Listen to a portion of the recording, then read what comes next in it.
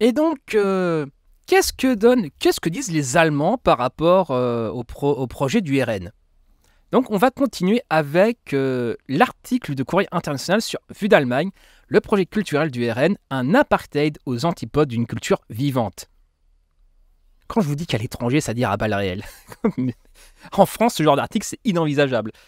Le programme du nationalement rationnel dans le domaine de la culture demeure flou, estime la Frankfurter Allemagne. Voilà, bon, le truc imprononçable. Le quotidien allemand tente néanmoins d'en dessiner les grandes lignes en jaugeant la politique des mairies dirigées par le parti d'extrême droite. Les termes sont dits, tout ça. Les seront dans la description. À quoi ressemble la politique culturelle du Rassemblement national? Dans ces programmes, la culture joue un rôle encore plus dérisoire que dans ceux de ses concurrents. Le mot culture n'apparaissait d'ailleurs pas une fois dans le programme du président du parti, Jordan Bardella, aux élections régionales d'Île-de-France en 2021.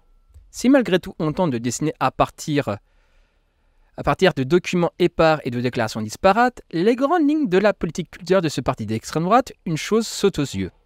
Avant tout, le RN incarne la résistance, contre le snobisme des bobos parisiens, contre la culture de masse mondialisée, contre tout ce qui est communautaire ou ce qui n'est pas ancré dans le local.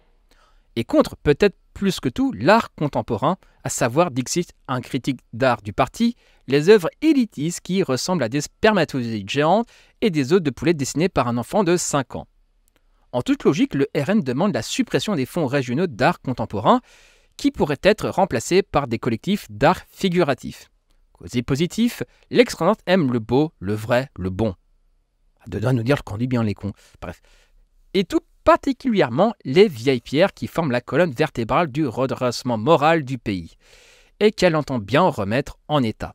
À cette fin, les propriétaires particuliers doivent bénéficier d'avantages fiscaux et de l'aide pour mener à bien leurs travaux de restauration, des jeunes âgés de 18 à 24 ans effectuant un service national du patrimoine.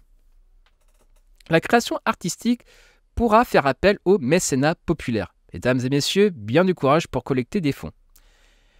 Les musées exposeront davantage d'œuvres issues de leurs réserves. Avec quels moyens et dans quel espace? Mystère. Quant aux amateurs de théâtre, ils pourront choisir leurs pièces préférées parmi un répertoire. Les acteurs joueraient à la demande, tels des disques d'un jukebox grandeur nature. Mais le grand chantier culturel du RN, le voici. Défendre les fêtes et traditions populaires, les costumes et les danses, et le folklore français. Contre qui? Contre les cultures étrangères, au sens ethnologique. Les modes de vie concurrents qui tentent de s'attaquer aux modes de vie français et de l'évincer. Selon les études linguistiques, chez Marine Le Pen, présidente du groupe RN à l'Assemblée nationale, le mot culture déclenche aussitôt des associations avec des termes du champ sémantique de l'immigration, identité, assimilation, communautarisme, musulman, islamisme. Ce qui n'empêche pas les islamistes leur taper dans le dos. Hashtag la Tunisie. Genre, voilà. En plus de 50 années d'existence, jamais le RN n'a été au pouvoir au niveau régional ou national. Au fil des années, il a cependant dirigé au total 20 municipalités. Distinguons ici deux phases. D'abord, entre 1995 et 1997, le parti a conquis 4 mairies de Provence. Cette tentative de prouver que le Front National était capable de gouverner, c'est en 2018 que le mouvement a changé de nom pour devenir le Rassemblement national, s'est soldé par un retentissant échec. Des dizaines d'associations culturelles ont été liquidées, des directeurs de théâtre et des cinémas licenciés, même le festival d'opéra d'Orégie d'Orange, dont le rayonnement dépasse largement les limites de la région, s'est retrouvé en permanence menacé. Comme c'est bizarre. À la bibliothèque municipale d'Orange, les livres cosmopolites, les œuvres d'auteurs de gauche et les ouvrages sur les thèmes comme le rap, la drogue, le racisme, l'homosexualité et la Seconde Guerre mondiale ont été rayés des listes d'achat. Pourtant, ils aiment bien cette période, hein. La Seconde Guerre mondiale, je sais pas, c'est bizarre. C'est peut-être mon combat. Bref. À la place, les 35 nouveautés de l'automne 1996 étaient toutes signées par les auteurs du FN. Oh, ce placement de produit digne d'un youtubeur. Des opérations de nettoyage similaires ont été menées à Toulon et Vitrolles. À Marignane, les abonnements à 3 journaux de gauche ont été remplacés par des abonnements à 3 journaux d'extrême droite. Loin de s'arrêter au domaine de la culture, cette gabégie, je sais pas ce que c'est, a été générale. Je sais pas ce que c'est. Corruption et clientélisme, chasse aux sorcières, scandale de mœurs et accumulation de dettes. Au bout du compte, 3 des 4 premiers maires du RN ont été condamnés par la justice. Sans déconner. Oh putain, les cons. Oh putain, c'est incroyable. Seconde phase, à partir de 2014, quand le parti a raflé 11 mairies. Raflé pour le RN, j'aurais peut-être pas utilisé ce mot-là. Le mot d'ordre a été pas de vague. Cette fois-ci, si les finances ne semblent pas avoir dérapé, c'est au prix de l'inaction, comme le Pontet ou à Villiers-Cotterêts, ou de la vente de biens de la commune, comme Beaucaire ou Fréjus. Le FN a toutefois poursuivi sa croisade contre les cultures supposées envahissantes. À Cogolin et Hayange, il y a interdit des manifestations de danse orientale. À Beaucaire, des cantines municipales ont commencé à servir du porc tous les lundis. À Hénin-Beaumont, le maire a rédigé une charte anti-migrants.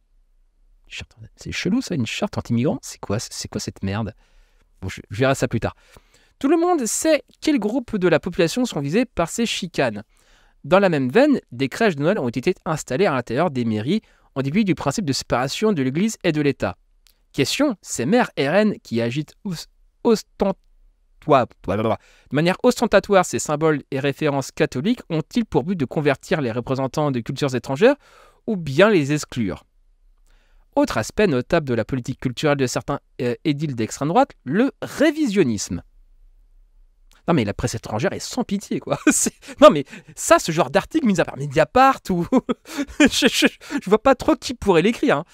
En Lorraine, à Hayange, le maire a fait peindre les wagonnets des mines aux couleurs du drapeau tricolore, niant ainsi que les immigrés venus de 16 pays différents, ce sont eux qui ont aussi éreinté dans les mines de la région. À Perpignan, le maire, Louis Alliot, ne fait pas que miser sur Dali et le flamenco.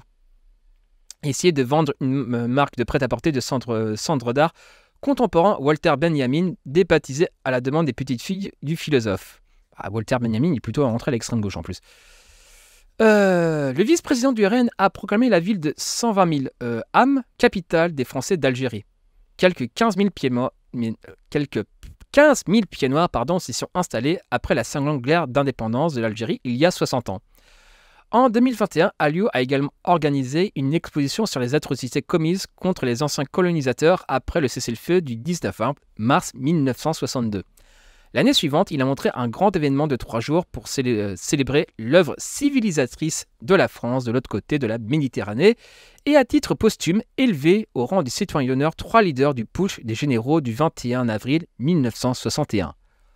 Ah ouais quand même. Ah ouais, le gars était jusque-là.